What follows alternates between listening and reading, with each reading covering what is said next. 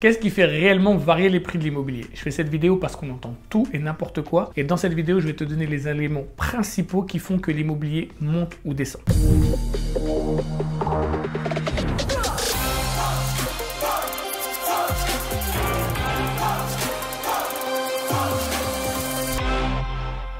Alors bonjour, moi c'est Lionel de ML Immobilier et sur cette chaîne on parle bien sûr d'immobilier mais pas que. On parle plus précisément d'achat-revente, de grosses plus-values et d'opérations de marchand de biens. Donc si notre contenu t'intéresse, n'hésite surtout pas à t'abonner à la chaîne et surtout active la cloche pour avoir les notifications de toutes nos nouvelles vidéos. Surtout si tu connais des gens qui sont intéressés par l'immobilier, n'hésite pas à partager cette vidéo parce que l'algorithme YouTube fonctionne vraiment comme ça. Plus tu partages les vidéos, plus on devient viral et ça nous encourage vraiment à produire plus de contenu intéressant pour toi.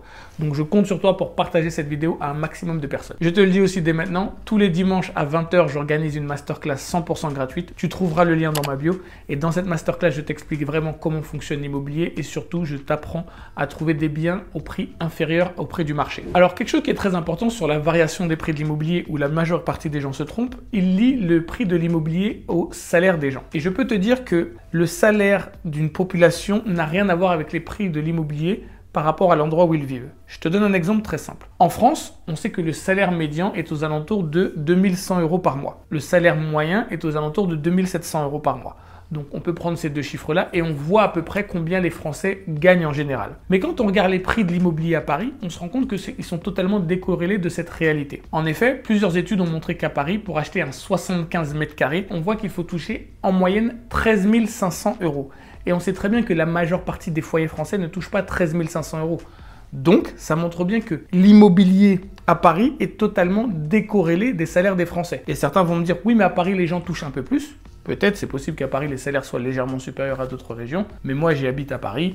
Le salaire moyen à Paris, c'est pas 13 500 € pour un foyer. Clairement pas. Donc, on voit que l'immobilier arrive à clairement se détacher des revenus des gens. Un autre point qui va te montrer que les prix sont totalement décorrélés des salaires, on a un arrondissement comme le 7e arrondissement, qui est l'arrondissement le plus cher de Paris, avec le 6e, ça dépend des moments, mais on est aux alentours de 14 000 € le mètre. Okay, et dans le 19e, on a des prix qui sont plutôt aux alentours de 7-8 000 € le mètre. Par contre, une des choses qui n'est pas la principale, mais qui est une chose importante qui fait varier les prix de l'immobilier, ce sont les taux. Les taux d'intérêt, comment ça fonctionne? En fait, quand tu vas emprunter une somme à la banque, ils vont te mettre un taux d'intérêt qu'on appelle le TEG. Donc ce taux d'intérêt, il va être plus ou moins haut. Peut-être à 1%, 1,5, 1,75, 2%, 4%, 10%, peu importe. Et plus ce pourcentage est haut, plus ça aura de l'impact sur ta capacité à emprunter de l'argent.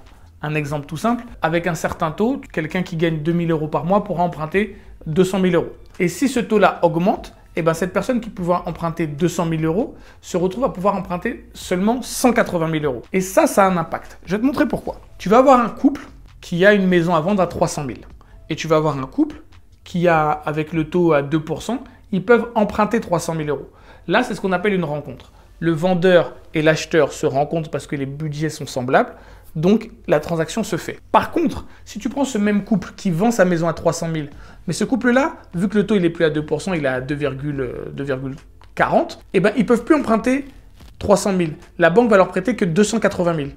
Donc là, eux, ils n'ont plus les moyens d'aller rencontrer. Eh ben, ce vendeur-là, lui, il est obligé de baisser son prix. Et là, on voit que les taux ont un vrai impact sur le prix parce que plus les taux montent, plus les vendeurs sont souvent obligés de baisser leur prix pour que les transactions se fassent. Et ça a beaucoup plus d'importance sur la variation des prix de l'immobilier que les salaires en eux-mêmes. Crois-moi que quand les taux montent ou descendent, c'est beaucoup plus important. Un autre événement qui a beaucoup d'importance sur les prix de l'immobilier, c'est la loi de l'offre et de la demande. Et c'est l'une des choses qui a le plus de pouvoir. Comment t'expliquer ça? On va être 10 000 personnes et on va vouloir aller dans une ville où il y a 1000 logements à vendre. Les 10 000 personnes ne se connaissent pas. On va dans cette ville où il y a 1000 logements à vendre. Et ben, ce sont les 1000 plus riches d'entre nous qui vont pouvoir se loger. On refait le test, sauf que cette fois, on est toujours 10 000 personnes, mais dans cette ville, il y a 5 000 logements à vendre. Donc, ce sont les 5 000 plus riches d'entre nous qui vont pouvoir se loger. Pourquoi je t'explique ça? En fait, la loi de l'offre et de la demande est vraiment ce qui fait le plus varier les prix. Parce que plus il y a des biens immobiliers à vendre, plus on peut satisfaire la demande. Moins il y a des biens immobiliers à vendre, plus la demande n'est pas satisfaite, donc les prix montent. Je vais te donner un exemple au Maroc, parce que j'ai déjà investi au Maroc, c'est un pays que j'aime beaucoup. Je ne suis pas marocain, mais j'aime bien. Il y a une ville qui est très à la mode, qui est Marrakech. À Marrakech, il y a énormément de demandes. Il y a beaucoup de gens qui veulent acheter. Très bien. Mais à Marrakech, il y a énormément d'offres. Donc il y a énormément de gens qui proposent des biens. Il y a des promoteurs, il y a des ceci, il y a des cela. Donc les prix montent un peu, mais ça va. Parce que comme il y a énormément de demandes, mais il y a de l'offre, ça va. Par contre, il y a une autre ville qui s'appelle Rabat, qui est la capitale économique du pays. J'ai pris cet exemple-là parce que c'est peut-être l'endroit dans le monde où c'est le plus frappant que je connais. Et bien à Rabat, il y a largement moins de demandes. Il y a largement moins de demandes. Mais il n'y a quasiment pas d'offres. Il n'y a pratiquement pas d'offres. Les prix sont largement supérieurs à Marrakech. Parce que les gens qui cherchent des appartements ou des maisons ou autres ont énormément de mal à trouver. Parce que les vendeurs, comme ils savent qu'il n'y a pas beaucoup de biens sur le marché, ils augmentent leurs prix. Donc vraiment ça, l'offre et la demande, c'est ce qui va plus influencer les prix de l'immobilier que les salaires en eux-mêmes. Et ça, il faut vraiment que tu le comprennes. Et tu le vois aussi dans des villes en France, dans le côté ville chic et ville beaucoup moins chic, tu vas sentir la même chose. Il y a une ville qui est une banlieue parisienne qui s'appelle Saint-Ouen. Et cette banlieue-là, c'est dans le 93, elle a un peu une mauvaise réputation. C'est pas la catastrophe non plus, hein. Il y a des coins sympas, mais voilà, c'est une ville plutôt moyenne. Et bien à Saint-Ouen, c'est une ville qui touche Paris, l'immobilier est aux alentours de 6 000 € le mètre. On n'est pas loin de 6 000 € le mètre. Pourtant, c'est une ville qui a eu des problèmes de drogue, de ceci, de cela. Et c'est une ville qui a eu des vrais problèmes. Mais on est à 6 000 € le mètre carré. Et dans une ville qui s'appelle Saint-Cloud, Saint-Cloud qui est une ville du 92, la banlieue ouest avec un hippodrome, une ville très chic, très belle ville d'ailleurs, Saint-Cloud. Et bien là, tu vas voir que on est plutôt aux alentours de 6 200 € le mètre. Donc une ville très moyenne et une ville plutôt chic sont pratiquement au même prix. Pourquoi? Parce qu'il y a une ville qui a énormément de demandes. Les prix de l'immobilier, les gens vont dire c'est trop cher pour ce que c'est. Non, c'est le prix parce qu'il y a énormément de demandes dans cette ville. Et comme il y a énormément de demandes et que c'est pas une très grande ville, Saint-Ouen, on ne peut pas satisfaire toute la demande, les prix montent. Saint-Cloud, il y a moins de demandes. C'est une ville où il y a plus d'espace, on peut mieux satisfaire la demande. Même si c'est une ville très chic, eh ben, c'est pas beaucoup plus cher que l'autre. Un autre phénomène qui fait varier les prix de l'immobilier, c'est l'immobilier neuf. Pourquoi cette branche de l'immobilier a beaucoup d'importance? Parce que dans l'immobilier neuf, ça apporte encore des nouveaux biens sur le marché. Je t'ai déjà expliqué dans le point précédent que plus il y avait des biens sur le marché, plus ça aidait à pouvoir contrôler les prix. Et dans une période où il y a beaucoup de neuf qui est livré, eh ben, vu qu'il y a beaucoup de nouveaux biens qui arrivent sur le marché, on satisfait les demandes. Il faut savoir que ces 2 dernières années, l'immobilier neuf, les promoteurs vont très très mal. Il y a de moins en moins de biens neufs qui sont arrivés sur les marchés. Les permis de construire se sont vraiment effondrés. Il y a des promoteurs qui ont même dû licencier du personnel. Donc on va avoir beaucoup moins de biens neufs qui vont arriver sur le marché. Ce que ça va faire, on va avoir très peu d'offres, donc ça a une vraie chance d'augmenter les prix. Alors moi, je te le dis tout de suite, je pense qu'en 2025, les prix vont légèrement remonter, mais ça ne va pas s'envoler. C'est mon avis, je peux me tromper, mais sur les dernières vidéos, on a vu que je ne me suis pas trompé. Je pense que les prix vont légèrement remonter parce qu'il y a peu d'offres, mais je ne pense pas non plus que les prix vont exploser. Et je dis bien, les prix vont augmenter parce qu'il y a peu d'offres, premier phénomène. Il n'y a pas de neuf qui arrive, deuxième phénomène. Troisième phénomène, les taux sont en train de baisser. Je t'ai parlé des taux tout à l'heure. Donc, il y a plusieurs choses qui font que il y a des chances que les prix commencent à repartir. Et un autre phénomène qui a énormément d'importance sur le basculement des prix de l'immobilier, c'est la politique de la ville. Alors, moi, je ne donnerai pas mon avis politique sur la chaîne parce que c'est pas le but. Mais par contre, il faut être factuel parce que quand tu veux gagner de l'argent, il faut regarder les choses comme elles sont et pas comme tu veux les voir. Et il est très clair que les villes de droite sont en général plus chères que les villes de gauche. Et encore plus, ce qu'on voit, c'est que quand une ville est de gauche et elle passe à droite, au bout de quelques temps, les prix commencent à s'envoler.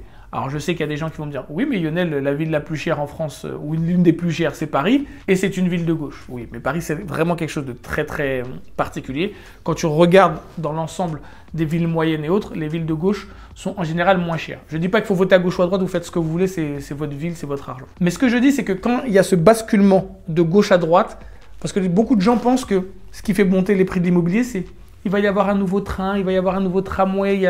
Je suis à 10 minutes de la gare et des écoles. Quand tu habites dans une grande ville ou dans une banlieue, tout le monde est à 10 minutes de la gare et des écoles. Ce n'est pas ce qui fait monter le prix.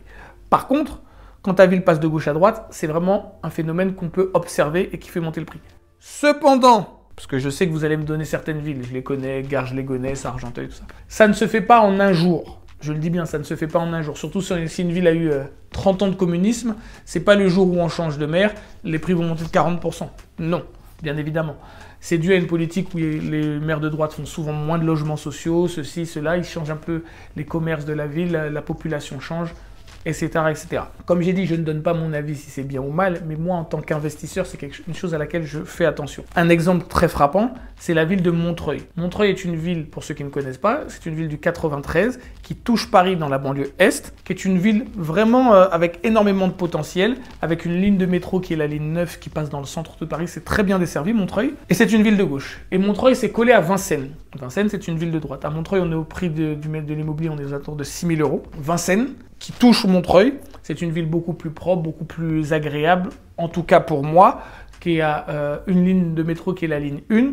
Et à Vincennes, les prix de l'immobilier sont plus aux alentours de 9 000, 10 000. Alors que ce sont des villes vraiment collées. On change de trottoir, on change de ville. Mais on voit bien que le fait que l'une des villes soit de droite fait que les prix sont bien supérieurs à la ville qui est de gauche, qui est collée. Donc ça aussi, c'est un indicateur pour te donner des bons indices avant d'investir dans une ville. Surtout si tu veux investir sur le long terme, prends tous ces indicateurs en compte. En tout cas, j'espère que cette vidéo t'aura plu. Si tu es d'accord avec moi, n'hésite pas à me le mettre dans les commentaires, parce que vous commentez pas assez, il n'y a pas assez de débat. Si tu es d'accord avec moi, n'hésite pas à me le mettre dans les commentaires. Si tu n'es pas d'accord avec moi, n'hésite pas à m'allumer correctement, je te répondrai, t'inquiète même pas. Donc, n'hésite pas à me dire ce que tu en penses dans les commentaires. Mets un petit pouce bleu parce qu'on n'a pas assez de pouces bleus non plus. Et je te dis à bientôt dans la prochaine vidéo. Mais n'oublie pas, dimanche 20 h, masterclass 100% gratuite. Le lien est dans la description. Bye.